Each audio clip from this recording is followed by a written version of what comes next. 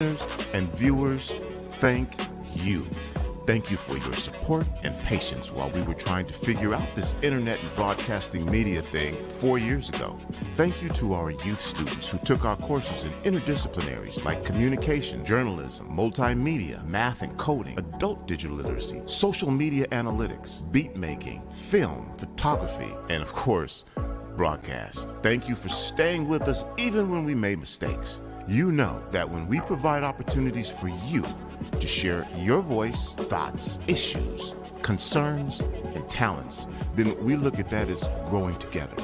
As the African proverb says, that is how we will go far. We have grown, and you've grown with us. We have over 80 shows hosted or produced by members of our communities. And all of this during a pandemic. But that is one reason why we do exist. As a true grassroots organization that started out broadcasting out of a study room in the Columbia City Library, formed alliances with groups like the HCAACD, worked with city government, private development, and a variety of arts organizations to promote sustainable art space, land acquisition, and ownership for arts organizations. I'm sure many were shocked when we leased 3 properties in the heart of Columbia City, providing our community members with business opportunities for a hair salon, barbershop, recording studio, rental hall, youth concert and celebration space, artist residency, and an art gallery, among the other multiple uses. We are continuing that growth as we move towards ownership of property in the Central District and in land acquisition in South Seattle's Columbia City to preserve the historical and cultural artistic integrity of our communities and ensure that independent voices continue to be heard. So for those of you who have found out about us recently, we thank you on our birthday for allowing us to broadcast our community-created content however and wherever you listen and watch. If you'd like to make a birthday donation to Rainier Avenue Radio, it would be much appreciated. Yes, times are tough. So any amount would be greatly appreciated. You will see the results. Here's how you can donate. You can go to our website at rainieravenueradio.world and go to the donate page. You can Venmo at Rainier Avenue Radio. You can send a check to Rainier Avenue Radio, Box 18774, Seattle, Washington, 98118. You can donate to Shunpike, which is our fiscal agent. Just indicate that your contribution is for Rainier Avenue Radio. Shunpike is the 501c3 nonprofit agency that provides independent art groups like ours in Washington State services, resources, and opportunities. Once again, happy birthday to us at Rainier Avenue Radio .world. We are your community radio station. We will continue to provide you with community-created content, broadcast live from our communities, and of course, we'll bring you high school sports like nobody else can. Join us in celebration. Rainier Avenue Radio .world.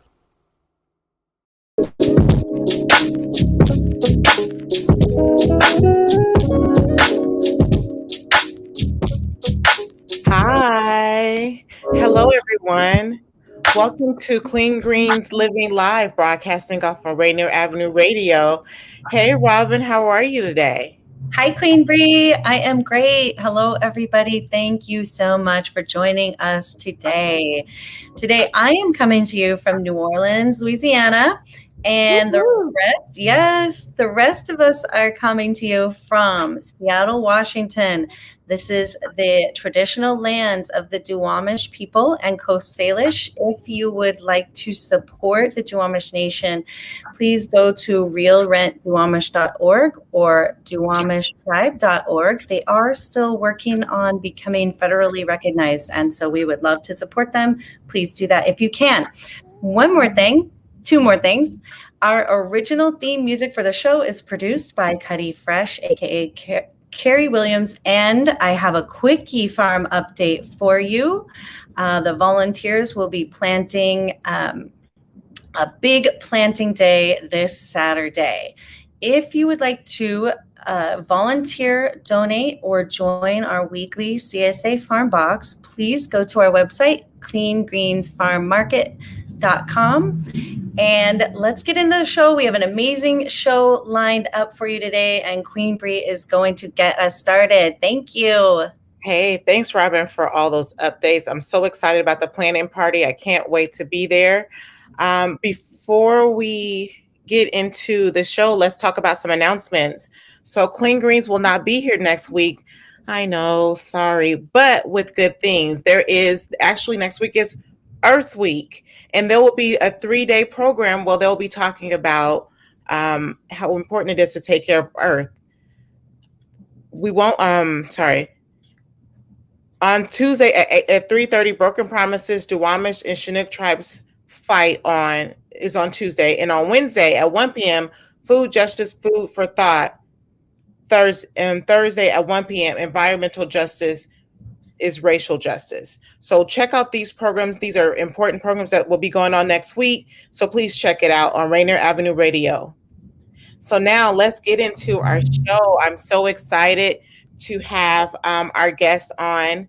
Her name is LaNesha DeBardelaben. She is a president and CEO of the Northwest African American Museum. She has spent her entire career in education and in museum work. LaNesha is also the national president of the Association of the African American Museums Board of Directors, which is housed at the Smithsonian's National Museum of American Arts, American History and Culture. You can find LaNesha engaging in a variety of educational and cultural work around Seattle and King County, striving to make our community a better place for all. So please welcome Miss LaNesha DeBardelaben.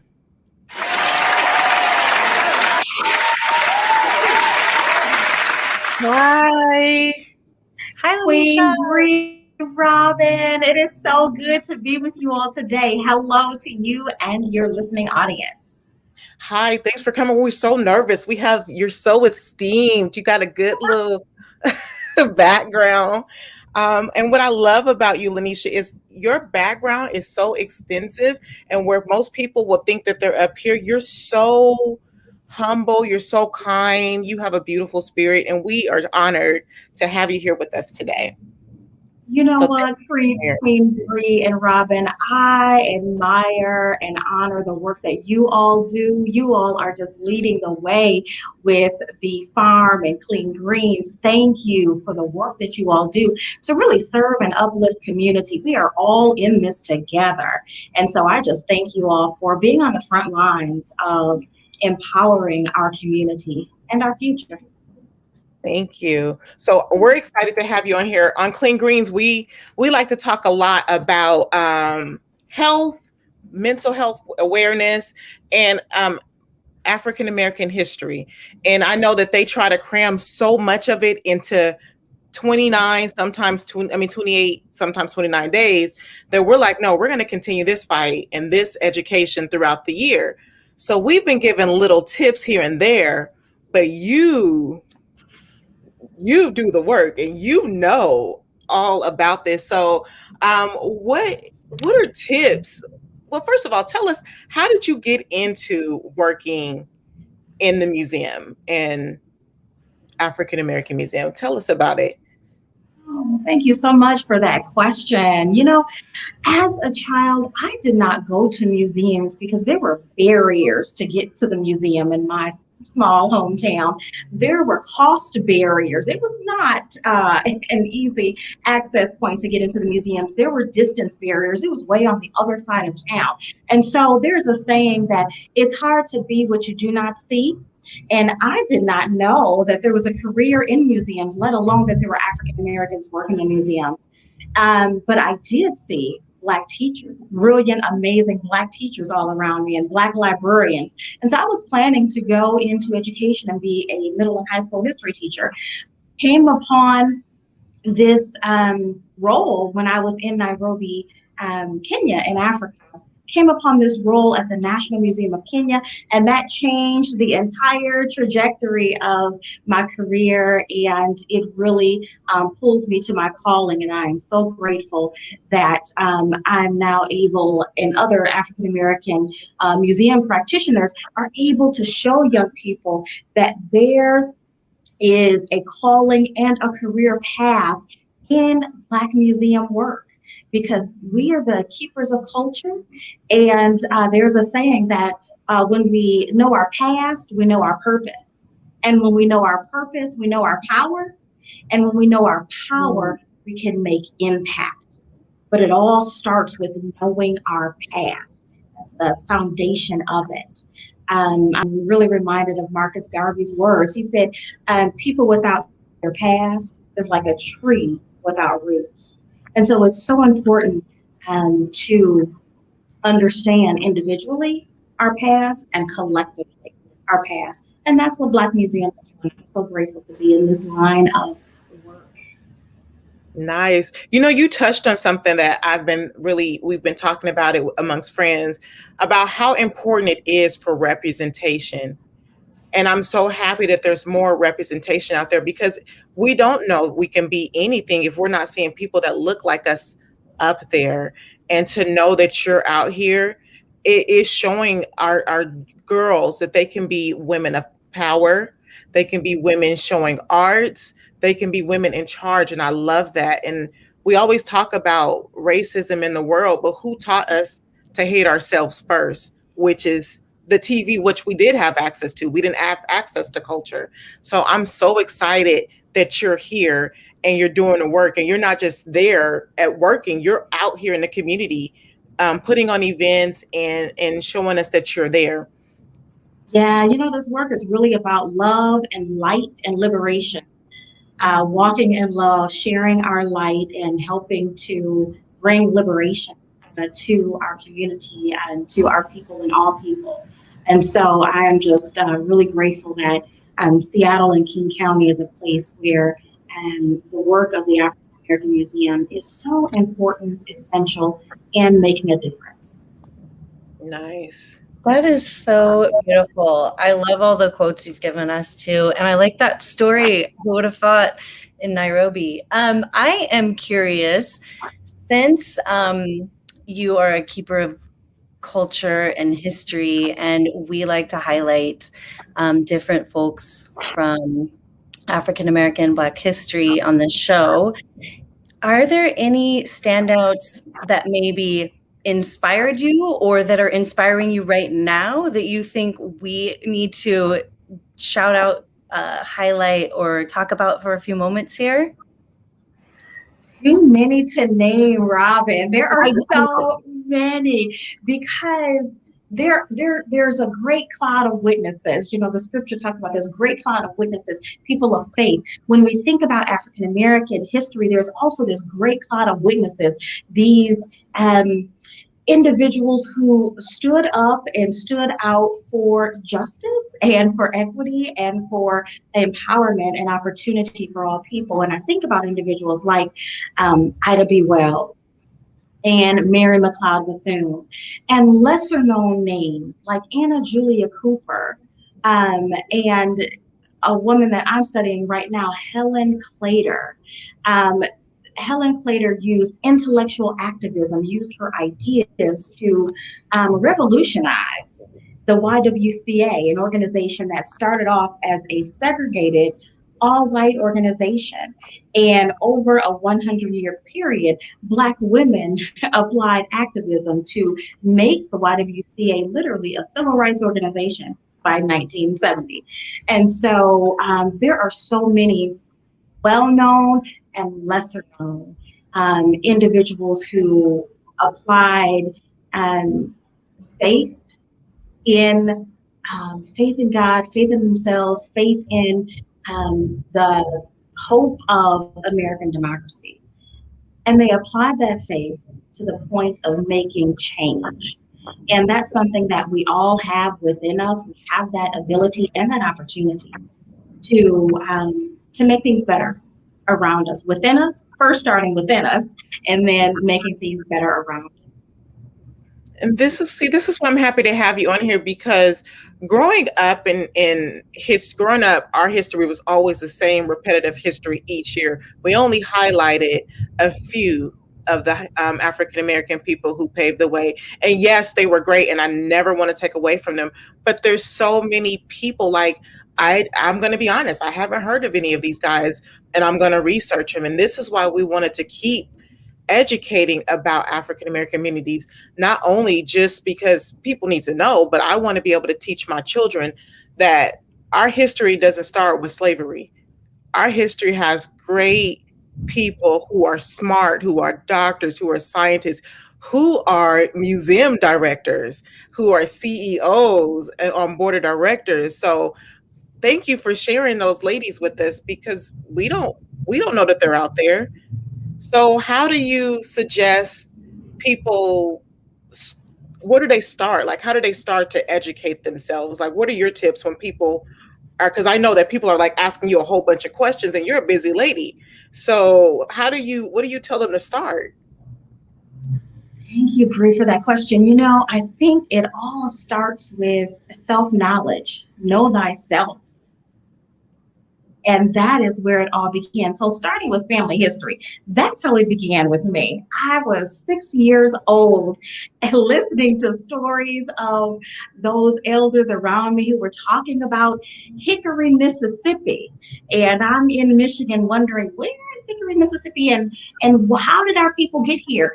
And it started with those family stories. And so I encourage individuals to just find the oldest person in your family and talk with them. Ask them about you and your family. And that opens up so many levels of understanding about the collective American past, but about your potential as well. We all carry so much potential. It's within us to be great and to do exploits. It is within us. But until we come to a greater sense of self-awareness, self-knowledge, sometimes our potential is a bit limited. So it's time to just unleash the potential that we have and come into being our best selves. And that starts with knowing ourselves. Collecting family photographs is it's an activity that I encourage you to get a hold of digital or an old-fashioned photo album and find those pictures, because when you see those individuals that came before you, literally, like not even just, we know that Harriet Tubman came before us, Frederick Douglass came before us. We have grandmothers and grandfathers and aunts and uncles and great-greats and big mamas who literally came before us. And when we see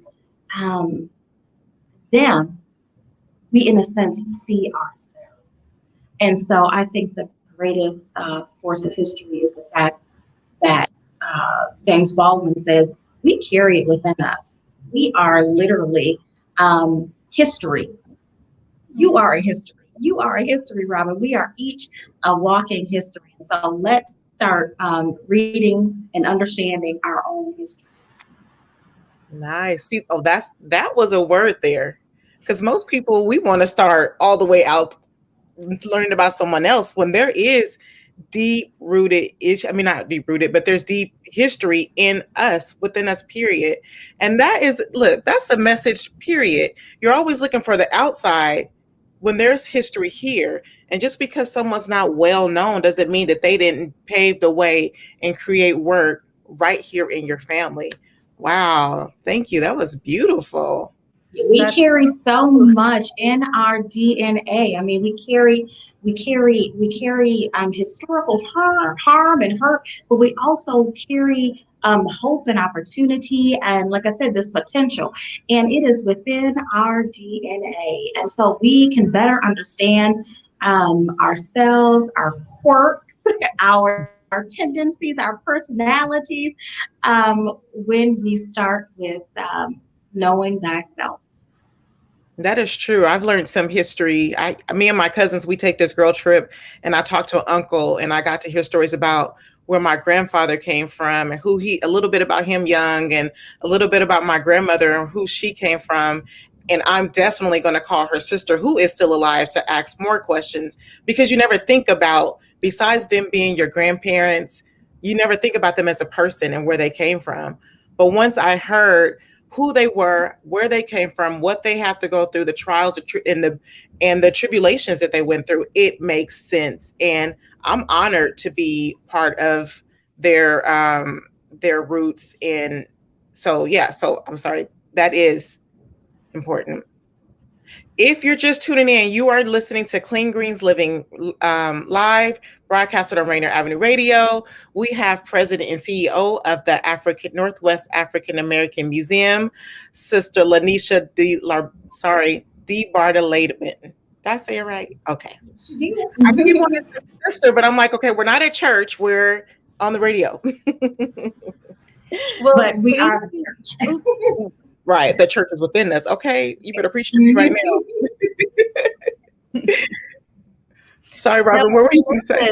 I was wondering, LaNesha, when you went into your self-exploration and your family and learning, was there anyone in your own family that stood out to you that was like, an inspiration? I'm going through this right now too, because I decided to get into this idea of exploring my ancestors and my history. And then I put that out into the universe, and relatives started sending me stuff and information where before I had wanted to leave that aside and just be like, no, we just need to think forward. We need to think about healing situations. And then we realized, like you're saying, also resiliency is passed down. And people have been, some elders that I've spoken to in different communities recently have been like, we're here to also do work for our ancestors, and like, what are we still working on here? And it can be such a beautiful process too. So I'm curious if there was someone fun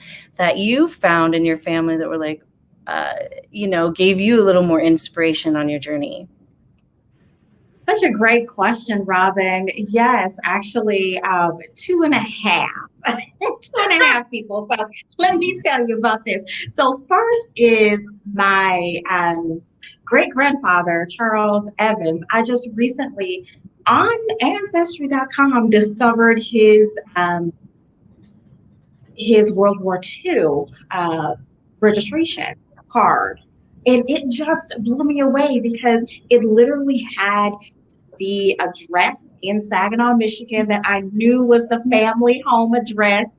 And it had description about him. And it was just empowering seeing and now having in my own home personal archive the military registration card of my great-grandfather, who I never met. He passed in 1968. And so I never met him. I heard stories about him. And now I'm able to have a piece of his lived experience. So that's number one. Number two, I did know my paternal grandmother, Melvina Blues Evans. And I've recently come across pictures of her when she was younger. I only knew her as an elder. She was an elder. But I requested from family members pictures of her when she was younger. And it looks like I'm looking at myself when I look at those pictures. Oh, I am a splitting twin of my grand. And then the half is Elijah McCoy, who is a famous inventor known for the steam lubricant on railroads in the 1800s. He was a famous Black inventor. But I am just intrigued by his story because my maiden name is McCoy, McCoy, and he was always known as the real McCoy. Because of his Black genius, his Black brilliance, he created an invention that others tried to emulate, but they could not. They could not duplicate his technology innovation. And so I'm just on this hunt to understand a bit more about Elijah and Mary McCoy. His wife, Mary McCoy, was called the mother. She was called the Black mother of clubs in Detroit during the early 1900s. She helped to establish a center for African American orphans and African American elderly women who were neglected. And she was just a trailblazer in Black women's rights in the early 1900s. And so I'm just on a quest to understand these individuals who I share their name, but I don't yet know if there is a lineage connection there. So that's why I call them the half. That's so fun. That is fun. I love how your face lit up about your family. I'd be like that with my grandparents and our history. And to watch pictures of the past, I seen a picture of my daughter, my mom, and I thought I was looking at a picture of my daughter. It was like crazy. So yes, family heritage is so much fun to learn. And I like that piece that you said, get to know your family first. I don't want this time to go by without talking about the museum and all the cool events that you guys have going on. So do you want to talk about that? Absolutely. Going on? Oh, I'm delighted to invite your audience who's tuned in to get in touch with the Northwest African American Museum. We are nonstop. We have not slowed down, even though COVID has closed our doors. We simply moved everything to an online platform and outdoors. So we started this new program called Knowledge is Power. Our very first partner with that was Clean Greens back in July of 2020.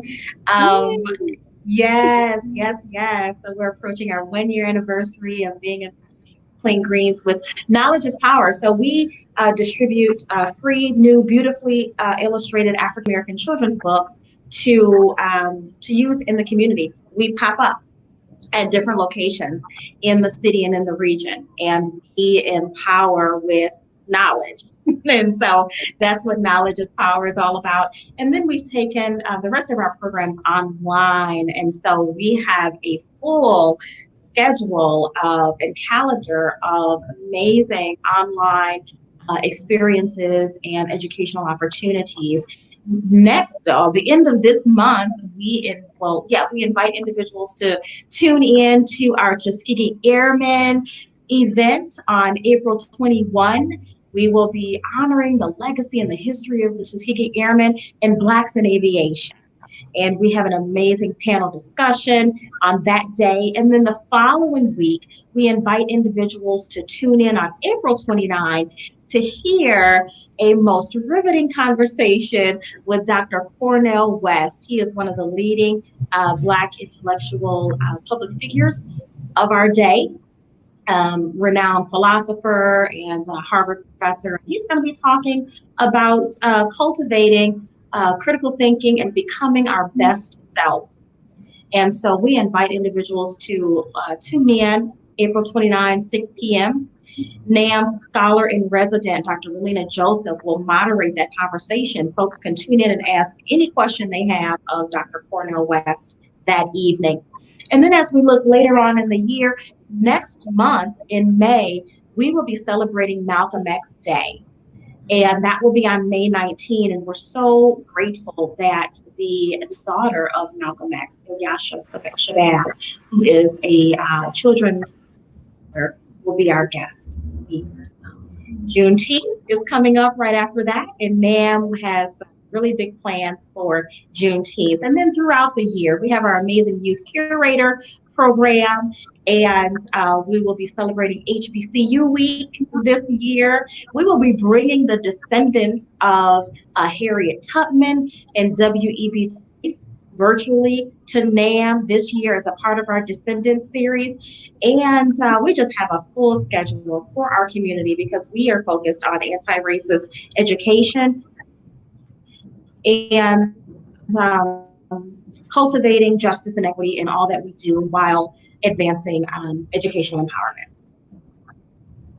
Nice. Thank you for that. I am definitely going to join in on some of that, and hopefully Clean Greens can be a part of your Juneteenth celebration. Let's make it happen. Yes. We are. Yes, let's make it happen. So excited. I'm so excited about all of the programs that are coming up. We are getting ready to head out, but before we leave, there is a Jimi Hendrix Sounders Kit with proceeds supporting the museum and equitable access to sports, arts, and music. So please go on their website and join and get a kit and support. Is there any other ways people can support the museum really quick? We have maybe 30 seconds. Follow us on social media. Join us as a member of the museum and make our mission your mission. We are so excited and looking forward to everything that's ahead for our community. Well, Lanisha, we really appreciate you being here. We honor you and your work that you're doing at the museum. You let us know if there's anything that we can do. I would love to be a part of it. And thank you for coming and educating us on ourselves and African American history. Thanks for joining. You're welcome. Thank you so much. Thanks for joining in the Clean Greens Living Live. Hope you guys enjoyed the show. Have a good day. Get out, walk, exercise. It's a beautiful week. Okay, guys?